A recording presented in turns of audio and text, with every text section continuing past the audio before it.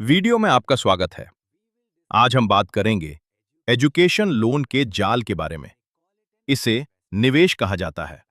Bank कहता है अभी पढ़ो, बाद में भुगतान करो। कॉलेज कहता है हमारी प्लेसमेंट 100% है। लेकिन आइए उन ब्रोशर में छिपाए गए कठोर आंकड़ों को देखें। आईएलओ की इंडिया एम्प्लॉयमेंट रिपोर्ट 2024 के अनुसार यदि आप भारत में निरक्षर हैं तो आपके बेरोजगार होने की संभावना केवल 3.4% है। लेकिन यदि आप स्नातक हैं तो बेरोजगारी दर सीधे 29.1% तक पहुंच जाती है। आपने सही सुना।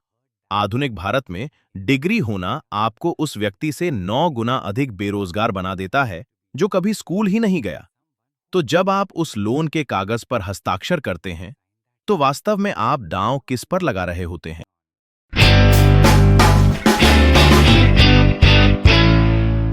Welcome to the rupee files. यहां हम इंडियन इकोनॉमी के क्लासिफाइड फाइल्स खोलते हैं ताकि उन फाइनेंशियल ट्रूथ्स को एक्सपोज कर सकें जो बैंक्स और ब्रांड्स नहीं चाहते कि आप देखें।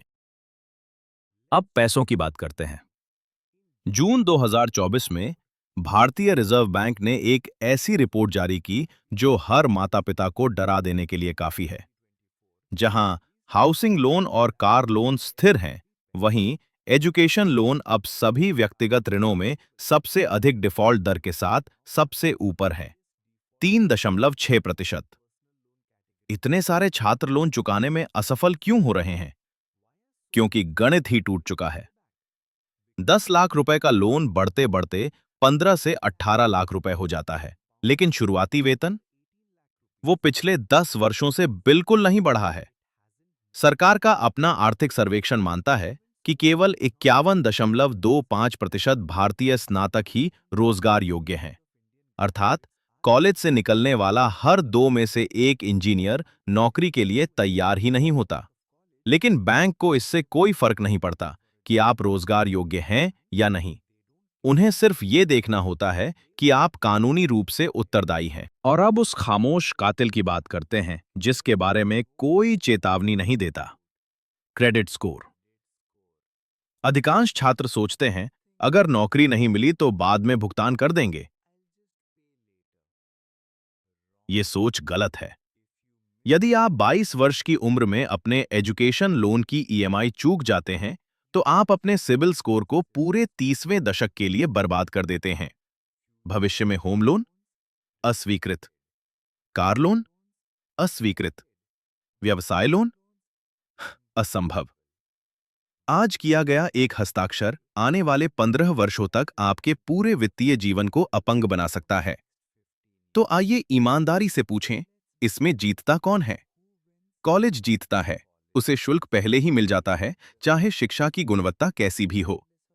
बैंक जीतता है, उसके पास हर 1 रुपए की वसूली के लिए कानून का पूरा सहारा होता है। लेकिन छात्र, वह दबाव उठाता है। और माता-पिता, वे जमानत और बचाव पैकेज बन जाते हैं। जब छात्र भुगतान नहीं कर पाता, तो माता-पिता की सेवानिवृत्ति पूंजी सबसे पहले बलि चढ़ती है। तो क्या यह व्यवस्था धांधली से भरी है? हाँ, लेकिन क्या आप इसे मात दे सकते हैं? बिल्कुल। यह वे तरीके हैं जिनसे समझदार मध्यम वर्गीय परिवार 2025 में आगे बढ़ रहे हैं। नियम संख्या 1, ब्रांड नहीं, आरओआई देखिए। यह मत पूछिए क्या कॉलेज मशहूर है, यह पूछिए कक्षा के निचले 50% छात्रों का औसत हाथ में आने वाला वेतन कितना है। यदि शुल्क 20 लाख रुपए है और नौकरी 3 लाख रुपए की है, तो वह डिग्री नहीं है, वह एक वित्तीय आत्महत्या पत्र है। नियम संख्या 2, सरकारी लाभ उठाइए। राज्य कॉलेज और केंद्रीय विश्वविद्यालय आज भी भारी सब्सिडी पर चलते हैं। 15 लाख रुपए की निजी डोनेशन सीट लेने के बजाय 50,000 रुपए की गंभीर कोचिंग में निवेश कर प्रवेश परीक्षा पास करना आंकड़ों के हिसाब से कहीं अधिक समझदारी है। नियम संख्या 3, कौशल मध्यस्थता। डिग्रियां धीमी होती हैं, कौशल तेज होते हैं। जब आपके साथी कैंपस प्लेसमेंट का इंतजार कर रहे होते हैं, तब आप उच्चाई वाले कौशल सीखिए, वीडियो एडिटिंग, कृत्रिम बुद्धिमत्ता, बिक्री, कोडिंग। गिग अर्थव्यवस्था में प्रमाण पत्र से अधिक पोर्टफोलियो भुगतान दिलाता है।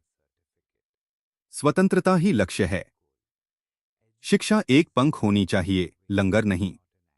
यदि लोन लेना ही है तो केवल ऐसे शीर्ष स्तरीय संस्थान के लिए लीजिए जिसका सिद्ध रिकॉर्ड हो।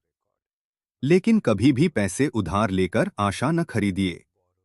सोच समझकर उधार लीजिए, निर्दयता से गणना कीजिए, क्योंकि ऊंचे वेतन से भी बेहतर एक ही चीज है, कर्ज मुक्त नींद। यह था द रूपी फाइल्स।